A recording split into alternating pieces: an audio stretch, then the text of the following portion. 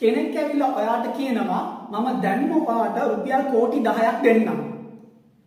එහෙමත් නැත්නම් මම ඔයාට කෝටි 500ක් දිනා ගන්න 150ක සම්භාවිතාවයක් තියෙන ගේම් එකක් සෙල්ලම් කරන්න chance එකක් දෙන්නම් කියලා කිව්වනම් ඔයගොල්ලෝ මොකද්ද තෝරගන්නේ?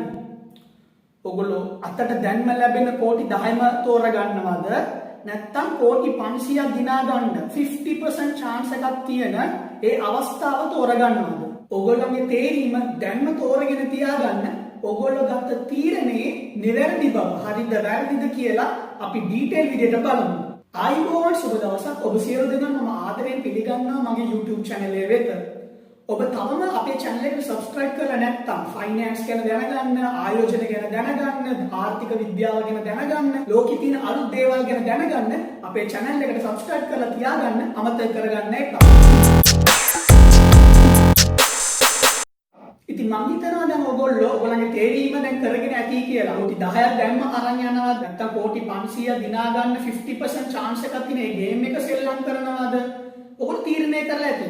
බහුතරයක්ම තීරණය කරන්නේ අර කෝටි 10 අරගෙන යන්න. සාමාන්‍ය මිනිසෙක් විදියට අපි හිතනවා කෝටි 10ක් කියන්නේ විශාල මුදලක්.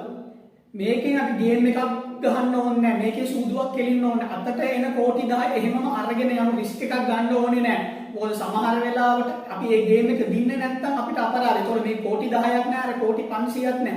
එහෙම කියලා හිතලා බහුතරයක්ම තෝරාගන්නේ අර කෝටි 10. දැන් ඔයගොල්ලන් ඊළඟ ප්‍රශ්නේ මේ තීරණය හරිද කියන එක. මේක හරි තීරණයක්. ඒතකොට ඔයගොල්ලෝ අහන්න පුළුවන්. එතකොට අර කෝටි 500ක් දිනා ගන්න 50% chance එකක් තියෙනවා නේද? ඒ ගේම් එක සෙල්ලම් කරන එක වැරදි තීරණයක්ද කියලා. නෑ. එහෙමත් නෑ. ඒකත් හරි තීරණයක්.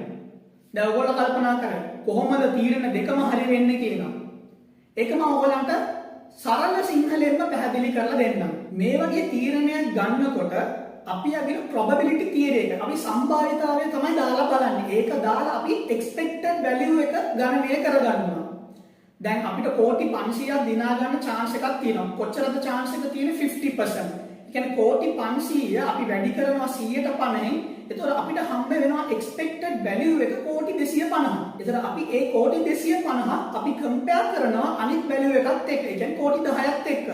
කෝකද සාමාන්‍යයෙන් වැඩි value එක ඒකට තමයි අපි සාමාන්‍යයෙන් යන්නේ. මේක තමයි logical method එක. ඔයගොල්ලෝ මගෙන් අහයි. එතකොට දැන් කලින් කිව්වනේ තීරණ දෙකම හරි කියලා. දැන් ඔයා මොකද කියන්නේ? දැන් ඔයාගේ calculation එකට අනුව කෝටි 500 දිනා ගන්න තියෙන chance එක තෝරගන්න එක තමයි හරි තීරණය කියලා එන්නේ කියලා ඔයා කියන්නේ. මම ඒක තව දුරටත් explain කරන්නම්. දැන් මම කියපු උදාහරණෙම ඒ කියන්නේ කෝටි 10ද කෝටි 500ද කියන එක මම පොඩ්ඩක් තව විදියට explain කරන්න බලන්නම්. අපි හිතමු එක්කෙනෙක් ඇවිල්ලා ඔයාලට කියනවා මම ඔයාලට chance දෙකක් දෙන්නම්. options දෙකක් දෙන්නම්. ඔයාලට එක්කෝ මේ රුපියල් 10 අරගෙන දැන්ම යන්න පුළුවන්. නැත්තම් මේ රුපියල් 500ක් දිනා ගන්න 50% chance එකක් තියෙන ගේම් එකක් සෙල්ලම් කරන්න අවස්ථාවක් ලබා දෙන්නම් කියලා කියන්න පුළුවන්.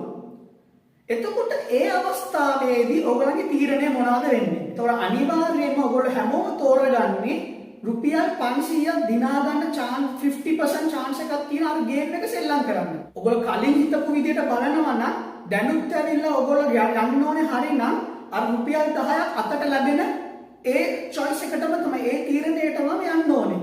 හැබැයි ඇයි ඔයගොල්ලෝ මේ අවස්ථාවේදී විතරක් රුපියල් 500ක් දිනා ගන්න 50% chance එකක් තියෙන ඒ choice එක තෝරගත්ත කියන එක. ඒකට හේතුවක් තියෙනවා. දැන් රුපියල් 10 කියලා කියන්නේ සාමාන්‍ය nothing. රුපියල් 10කින් අද ලංකාවේ හැටියට අපිට කරන්න පුළුවන් කිසිම දෙයක් නැහැ. චොක්ලට් එකක්වත් රුපියල් 10කට අද කාලේ ගන්න බෑ. ඒ කියන්නේ රුපියල් 10කින් අපේ ජීවිතේට ලොකු වෙනසක් කරන්න බෑ. ඒ නිසා අනිවාර්යයෙන්ම ඔයා රුපියල් 500ක් දිනා ගන්න 50% chance එකක් තියෙන ඒ option එකට තමයි යන්නේ. ඒ වගේම තමයි ඔයගොල්ලෝ දැන් කෝටි 10 කියන එක ඔයගොල්ලෝ choose කරානේ. ඒ choose කරේ ඇයි කියලා කිව්වනම් කෝටි 10ක් කියලා කියන්නේ අපි බහුතරයකටම අපේ ජීවිතේම වෙනස් කරන්න පුළුවන් amount එකක්. ඒ නිසා අපි කවදාවත් ඒකේ සූදුවක් හෝ ගේම් එකක් ප්ලේ කරන්න අපි කවදාවත් උනන්දු වෙන්නේ නැහැ. අපි බලන්නේ අතට කෝටි 10ක් ගත්තද අපි ඒකෙන් ඇවිල්ලා සෙටල් වෙමු කියන මයින්ඩ්සෙට් එකෙන් තමයි ඉන්නේ. දැන් කෝටි 500ක් එන එකට අපිට අදාළම නැහැ. මොකද ඒ මුල් කෝටි 10න් ඒ මුල් කෝටි 10න් අපේ ජීවිතේ විශාල වෙනසක් කරන්න පුළුවන්.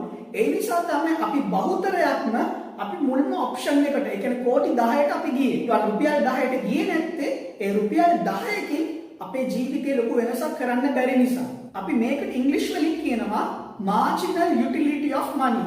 ඒ කියන්නේ ඇවිල්ලා මුදලේ ආන්තික උපයෝගීතාවය කියලා. ඒ කියන්නේ අර මුල් කෝටි 10 තියෙනවා නේද? ඒ මුල් කෝටි 10 අපේ ජීවිතේ ලොකු වෙනසක් කරනවා. අපි ඉන් කේස් අපි කියමුකෝ ඊළඟ කෝටි 500 ඒ කියන්නේ කෝටි 490ක් බැලන්ස් කෝටි 490 දිනාගත්තා. ඒ මුල් කෝටි 10 අපේ ජීවිතය ඇවිල්ලා වෙනස් කරන තරමටම ඒ ඉතුරු කෝටි 490 අපේ ජීවිතේ වෙනස් කරන්නේ නැති නිසා. ඒ නිසා අපි බහුතරයක්ම ඒ නිසා තමයි අපිට අර මුල් කෝටි 10 තමයි වටින්නේ. ඒ ඉතිරි කෝටි 490 එච්චර අපිට වටින්නේ නැහැ. ඒ නිසා තමයි අපි අර කෝටි 10 කියන ඔප්ෂන් එකට ගියේ. අපි හිතමුකෝ මේ ඔප්ෂන් දෙකම ලෝකෙන ලොකුම කෝටිපතියෝ වන අපි කියමුකෝ ඊලොන් මස්ක් නැත්නම් බිල් ගේට්ස් මේගොල්ලෝ කාට හරි දුන්නා නම් කෝටි 10ක්ද ඕනේ නැත්නම් කෝටි 500ක් දිනා ගන්න 50% chance එකක් තියෙන ගේම් එකක් සෙල්ලම් කරනවා කියලා ඒගොල්ලන්ගෙන් අහුවා නම් ඒගොල්ලෝ අනිවාර්යයෙන්ම තෝරගන්නේ කෝටි 500ක් දිනා ගන්න 50% chance එකක් තියෙන මේ ගේම් එක සෙල්ලම් කරන එක. මොකද කියලා කියනවා නම් ඒගොල්ලන්ට කෝටි 10ක් කියන්නේ nothing. කෝටි 10කින් ඒගොල්ලන්ගේ ජීවිතේ ලොකු වෙනසක් කරන්න බෑ. ඒ නිසා ඒගොල්ලෝ මේ ගේම් එක ප්ලේ කරන්න අනිවාර්යයෙන්ම උනන්දු වෙනවා. දැන් මේකෙන් අපිට අපේ ජීවිතේට ගන්න තියෙන දේ තමයි අපි අනිත් කෙනා මත බලලා නෙමෙයි අනිත් කෙනා දිහා බලලා නෙමෙයි අපේ ජීවිතේ තීරණ ගන්න ඕනේ. අපි අපේ ෆයිනෑන්ස් එක අපේ පර්සනල් ෆයිනෑන්ස් එක ඇතුළේ අපිට අදාළ දෙයක් අපේ ලයිෆ් ස්ටයිල් එකට අදාළ දෙයක් අපි තමයි දන්නේ අපේ අවශ්‍යතාවයන් මොනවද කියලා. අපිට තව කෙනෙක් දිහා බලලා අපේ ජීවිතය ගැන තීරණ ගන්න බෑ. අපි බිල් ගේට්ස් හරි වොරන් බෆෙට් හරි නැත්නම් ඊලොන් මස්ක් හරි ඒගොල්ලන්ගේ ජීවිතේ බලලා ඒගොල්ලන් ගන්න තීරණ අනුව අපි ඒ තීරණයම තමයි ගන්න ඕනේ කියන එක අනිවාර්ය නැහැ. අපි ගන්න ඕන තීරණය වෙන්නේ අපිට ගැළපෙන තීරණය. අපේ ජීවිතේට කෝකද අදාළ වෙන්නේ අපේ ජීවිතේට කොහොමද ඒක වෙනස්කම් කරන්න පුළුවන්. අන්න ඒ වගේ තීරණයක් තමයි අපි ගන්න ඕනේ. මම හිතනවා ඔයාලට මේ වීඩියෝ එකේ marginal utility of money, probability theory, ඒ වගේ අපි ජීවිතේ කොහොමද ආයෝජන තීරණ ගන්න ඕනේ, වෙන කෙනෙක් දිහා බලලා නෙමෙයි ගන්න ඕනේ, අපිට ගැළපෙන විදිහට අපි තීරණ ගන්න ඕනේ. මේ වගේ දේවල් ගැන හොඳ අවබෝධයක් දැනුමක් ලැබෙන්න ඇති කියලා. මේ වගේ දැනුම ගෙනන වීඩියෝ තවත් නරඹන්න අපේ channel එකට subscribe කරලා තියාගන්න අමතක කරන්න එපා. තවත් අලුත් වීඩියෝවකින් ඔබ හමු වන තුරු සුබ දවසක්. Stay safe.